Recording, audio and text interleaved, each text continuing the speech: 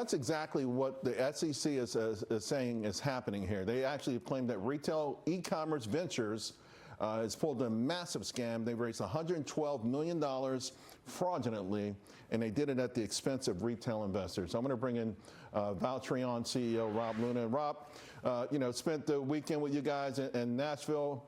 I admire the work you're doing, particularly with these entrepreneurs, young investors around the country. But these are the folks that were targeted by potential, they're always targeted by fraudsters, and perhaps in this case as well.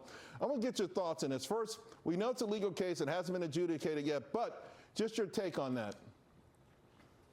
Yeah, I guess it's all alleged right now, Charles. But let me tell you, as somebody who spent a long time living in Los Angeles, I know exactly who these actors are. None of this surprises me. And let me tell you, though it's alleged, the SEC doesn't just wake up one morning and file this against you. This has been going on for a long period of time.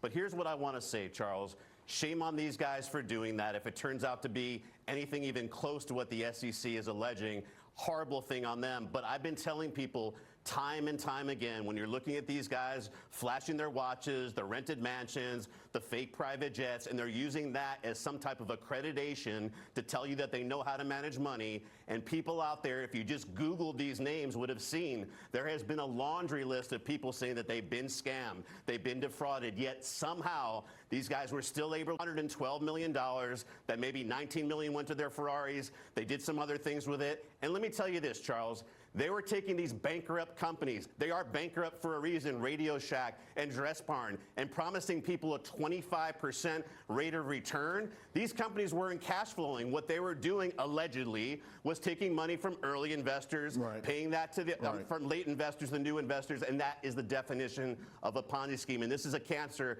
that is not going to stop unless people like you, Charles, are brave enough to put it on the mainstream media. Yeah, there's no doubt about it, but the videos are flashy, and if you can get a couple of articles in there to add validation. I'm glad we're doing this segment, man. It really, because I know young people want to make a lot of cash and they see this as an opportunity.